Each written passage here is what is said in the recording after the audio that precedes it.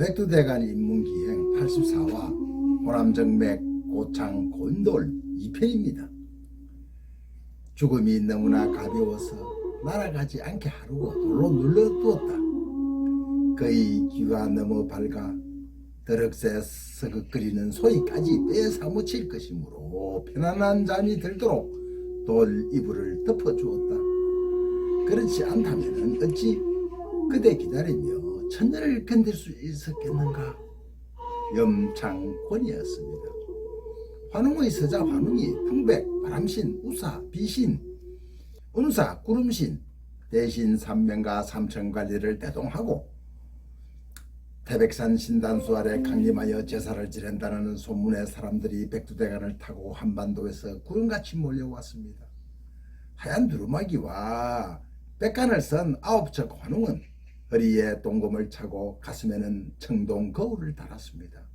유난히 청동 거울이 햇빛을 받아 빛나 사람들은 눈이 부셨습니다. 환웅이 손을 들고 하늘을 향하여 방울을 흔들자 풍백, 우사, 운사, 대신과 하늘에서 따라온 삼천 관리들은 모두 예를 갖추고 머리를 조아리었습니다. 환웅은 방울을 흔들며 그 소리는 우렁찼고 천주를 진동하는 사자우였습니다. 마구 할미 하늘 열자 궁이 소리 태어나고 정궁께서 산을 주고 황궁께서 물을 주니 한 삽더니 백두요 두 삽더니 지리이라. 동해보자 높게 하여 만주벌판 낮게 하여 산줄기는 물 가르고 물은 산을 넘지 않아 정백마다 금수강상 배달국을 만들었네. 환웅천왕 둘러보니 삼위태백 신단수라. 신시도 틀을 잡아 풍백운 대동하고 삼천관리 조아리니 사람들이 모여들고 당군왕금 구보 살펴 홍익인간 제세이와 인간마을 만물 접하군생 천년만년 살고 지고. 환웅이 방울을 흔들며 하늘에 머리를 조아리자 하늘에서 내려온 관리들도 모두 땅바닥에 엎드려 세 번 절하였습니다. 환웅이 환원의 뜻을 받들여 홍익인간 이화세계로 세상을 다스리자 하늘의 공명이 비친 신시 배달국은 차츰 질서를 잡아갔습니다. 신라 박제상은 이때를 기원전 2457년 10월 3일 4480년 전이고 말하라고 있으나 우리는 이때를 기원전 2433년 10월 3일 개천절이라고 말합니다. 2023년 기준 올해가 단기 4358년입니다. 오늘 공과 호랑이 한 마리가 환웅을 찾아와 사람이 되고 싶다고 소원했습니다. 환웅천하님, 저희들을 사람으로 태어나 살게 해주십시오. 공과 호랑이는 바닥에 엎드려 환웅에게 구했습니다. 감동한 환웅은 말했습니다. 그래, 너희들이 진정 사람이 되고 싶으면 동굴 속에 들어가 쑥 한 다발과 마늘 20개만 먹고 37일 21일을 견뎌야 하는데 할 수 있겠느냐? 환웅천하님, 저희는 사람이 되기 위해서 무슨 일이라도 다 하겠나이다. 공과 호랑이는 호언장담하며 마늘과 쑥을 받아 동굴로 들어갔습니다. 하지만 고기가 먹던 호랑이가 쑥과 마늘만 먹는다는 것은 쉬운 일이 아니었습니다. 결국 호랑이는 21일을 참지 못하고 동굴 밖으로 나가고 말았습니다. 하지만 평소 쑥과 마늘을 먹어왔던 곰은 21일을 잘 참아서 결국은 웅녀란 참한 여자가 되었습니다. 웅녀는 매일 밤이면 신단수 아래서 정한수를 떠놓고 빌고 또 빌었습니다.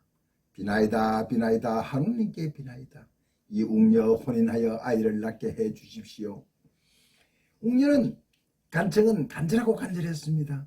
감동한 환웅은 웅녀의 소원을 들어주기 위하여 마음먹고 잠깐 사람으로 변신하여 웅녀와 혼인하였고 10달이 지나 아들을 낳으니 그가 바로 당군왕검입니다.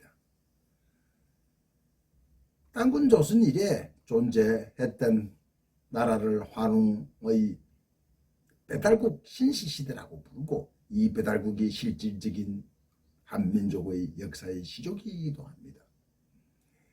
당군왕검은 아사달의 나라를 세우고 국호를 조선이라고 하였습니다. 아사달은 조선을 의미합니다.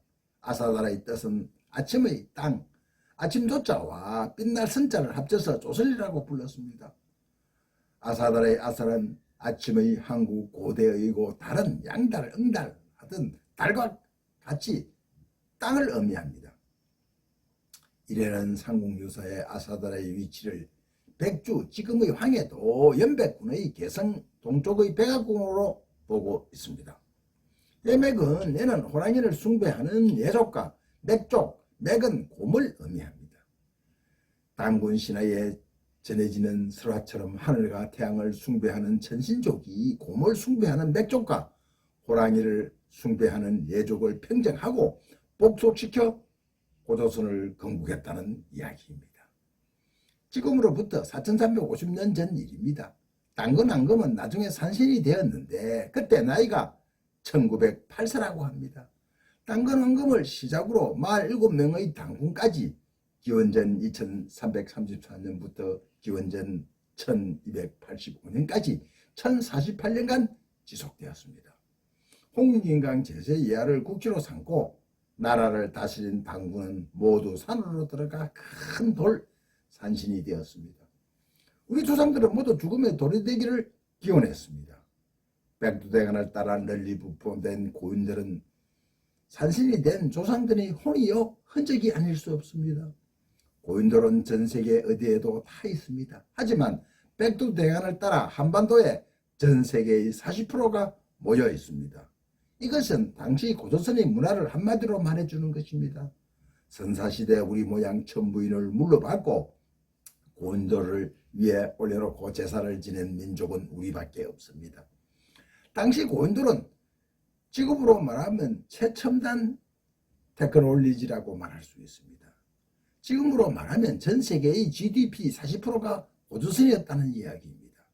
강대국이라고 자천하는 중국의 당나라나 현재 미국도 GDP가 25에서 30% 정도밖에 되지 않습니다. 이것을 감안하면 세계 최고의 문화 선진국이었던 것입니다.